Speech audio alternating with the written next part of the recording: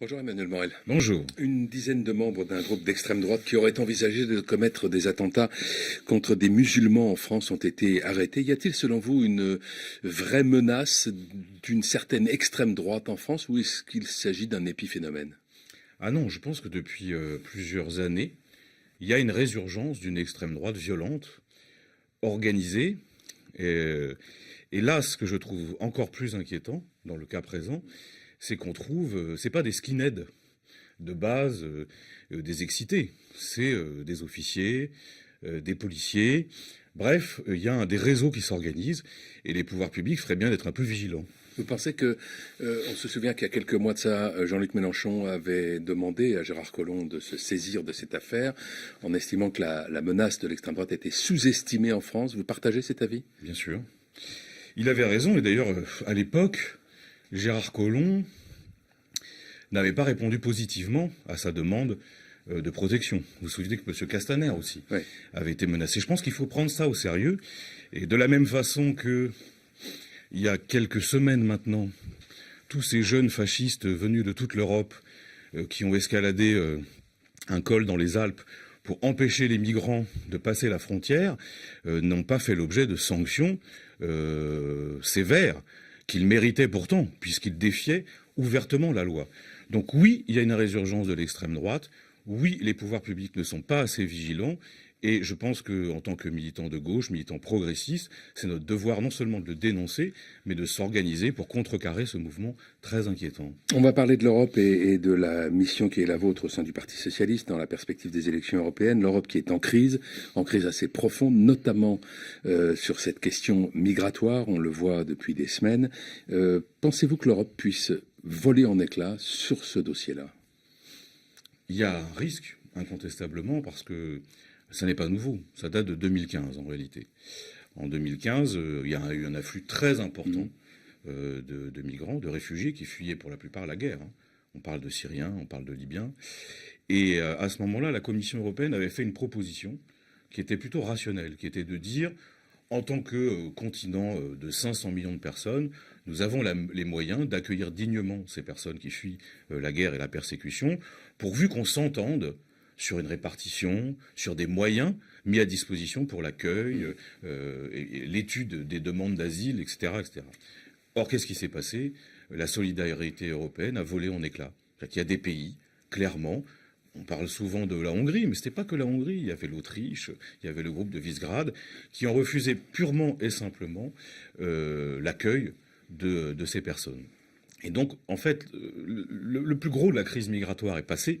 Mais là, on est dans une crise politique majeure. C'est-à-dire, il y a des États membres qui ne veulent pas jouer le jeu de la solidarité avec l'extérieur et de la solidarité à l'intérieur. Parce que je rappelle quand même que les pays qui ont eu la charge la plus importante sont l'Italie et la Grèce, qui, eux, voyaient affluer sur leurs côtes des dizaines de milliers de migrants et qui n'avaient pas les moyens financiers et humains pour les accueillir dignement. Qu'est-ce qui explique, selon vous, la montée des populismes en Europe? Est-ce que c'est cette question migratoire ou est-ce que c'est les politiques d'austérité? Mais c'est les deux. Mais dans quelle proportion? À part égale? Non, je dirais, il y a plus généralement en Europe, il y a une sorte de malaise civilisationnel, c'est-à-dire il y a une angoisse du déclin. Cette angoisse du déclin, elle taraude les peuples européens, qu'ils soient à l'ouest ou à l'est. On rajoute à ça la crise migratoire de 2015, qui s'est un peu estompée aujourd'hui, mais dont les effets politiques sont à leur apogée et sont exploités par les mouvements d'extrême droite. Et puis enfin, il y a les politiques d'austérité qui sont menées depuis des années avec constance et qui ruinent les gens les plus pauvres, qui ruinent des familles entières et qui aboutissent à la montée assez logique, hélas, des partis xénophobes et nationalistes. Donc c'est tout ça qui aujourd'hui doit être remis en question et c'est pour ça que si on veut sauver l'Europe, il faut opérer des ruptures profondes. Angela Merkel aujourd'hui est très fragilisée. Oui. Est-ce que c'est une bonne chose pour vous? Est-ce que ça peut être finalement l'occasion de transformer l'Europe? On voit par exemple qu'elle vient d'accepter l'idée défendue par Emmanuel Macron d'un budget de la zone euro qu'elle avait jusqu'à maintenant toujours refusé. Oui, mais en même temps, il faut voir ce qu'elle dit jusqu'au bout. C'est-à-dire, elle accepte l'idée d'un budget de la zone euro. On ne sait pas combien, quel montant. Si, elle dit ça ne pourra pas excéder une dizaine de milliards. Je suis désolé, mais ça, c'est pas sérieux. C'est-à-dire que si vraiment on veut mener une politique de relance, d'investissement au niveau européen, ça, c'est plus c'est plusieurs centaines de milliards d'euros qui sont aujourd'hui nécessaires si on veut être efficace. Donc il y a une concession de forme à Emmanuel Macron, mais la vérité, c'est qu'elle reste sur la position traditionnelle de la droite allemande, qui est le refus de tout avancer sur ces questions. Or, alors, en effet, le gouvernement allemand est en crise, parce qu'il y a une tension au sein de la droite allemande. Ce que je regrette, moi, le plus, c'est que mes amis du SPD soient en grande coalition avec Angela Merkel, et donc dans l'incapacité de représenter une alternative à cette politique. Alors Emmanuel Macron va rencontrer le pape François aujourd'hui. Il devrait être largement question des migrants, précisément. Oui. Que croyez-vous que le président de la République attende de cette rencontre avec le souverain pontife ? Alors moi, je crois surtout qu'il devrait écouter le pape François. Parce que sur bien des questions, le pape François est plus progressiste qu'Emmanuel Macron. Il y a la question des migrants, mais il y a la question aussi du rapport au monde de l'argent et au système économique. Parce que le pape François, dans diverses encycliques, a fait preuve d'une forme de courage en dénonçant les effets néfastes de la mondialisation capitaliste et les inégalités qui s'accroissent dans le monde entier. Donc il y a ce message-là qu'il faut écouter et que M. Macron n'écoute pas. Ensuite, quand même, cette espèce de cérémonie un peu archaïsante, où le chef de l'État se fait introniser chanoine de la transe.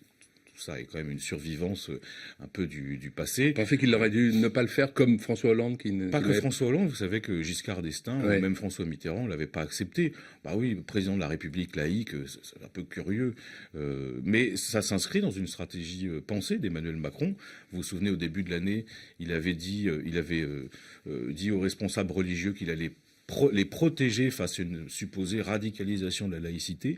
Quelques semaines après, il y avait le discours des Bernardins devant la conférence des évêques de France. M. Macron disait il y a un lien abîmé avec l'Église de France et j'entends le restaurer. En fait, c'est pas le lien abîmé, c'est ce qu'on appelle la séparation stricte des églises et de l'État. Donc il y a un rapport à la laïcité qui est très particulier chez Emmanuel Macron. Vous pensez qu'il est plus mystique que ses prédécesseurs ? Non, parce que François Mitterrand, par exemple, était en son sens mystique. Souvenez-vous de la fameuse phrase « Je crois aux forces de l'esprit ». Oui, c'était sur la fin. Non, je pense qu'il y a c'est une instrumentalisation à des fins politiques pour Emmanuel Macron qui vise à renouer avec un électorat traditionnel catholique qu'il pense avoir quitté le camp progressiste et qu'il essaye de ramener à lui. J'y ai fait allusion tout à l'heure, donc vous co-dirigez un groupe de travail sur l'Europe avec Christine Revaud-Dallon-Bonnefoy, qui est présidente de la délégation socialiste au Parlement européen. Il s'agit en fait de préparer les élections européennes de mai 2019. C'est un sujet compliqué, l'Europe, au Parti socialiste. En fait, la ligne de fracture de 2005, elle est toujours ouverte, non ? Disons que les questions qui avaient été posées en 2005, notamment par les partisans du non, dont j'étais, n'ont pas obtenu de réponse satisfaisante. Aussi bien au niveau européen, d'ailleurs, puisque, comme vous le savez, en dépit du non français et néerlandais, le traité de Lisbonne, quelques mois après, reprenait quasiment tout ce qui avait été rejeté par les peuples. Ça, c'est la première chose. Et puis, c'est un sujet au Parti socialiste qui continue à faire débat. Le problème chez les socialistes, c'est pas tellement l'Europe dont on rêve. Tout le monde est pour une Europe plus démocratique, plus sociale, avec l'harmonisation fiscale. Ça, tout le monde est d'accord. C'est plutôt comment on y arrive. Et c'est aussi porter un diagnostic juste sur l'Europe d'aujourd'hui. Parce que moi, si c'est pour continuer dans la politique de grande coalition avec la droite, si c'est pour accepter les propositions de la Commission en matière économique, si c'est pour ne rien faire face au dumping fiscal, au dumping social qui est en train de miner l'idée européenne, de miner l'idée de solidarité européenne, alors ça ne m'intéresse pas. Moi, je suis pour des ruptures fortes. Ruptures fortes. Donc pas de coalition avec la droite, pas de compromis avec la droite européenne, puis rupture forte avec un des pays qui pose problème aujourd'hui en Europe, c'est l'Allemagne.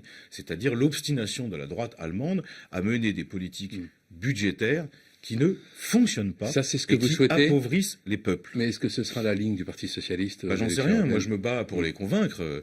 Vous vous doutez bien que la ligne que je porte n'est pas spontanément majoritaire au Parti socialiste. Mais j'entends les convaincre que c'est la stratégie que je propose, qui est une stratégie de rassemblement de la gauche au niveau européen et de rupture forte avec la construction européenne telle qu'elle se fait aujourd'hui, qui est la seule possible pour un socialiste conséquent.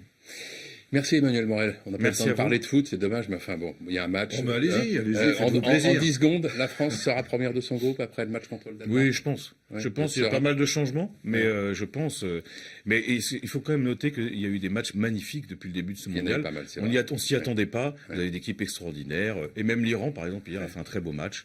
Donc c'est la magie de la Coupe du Monde tous les 4 Exactement. ans. Ça fait du bien. Bon, allez, Merci.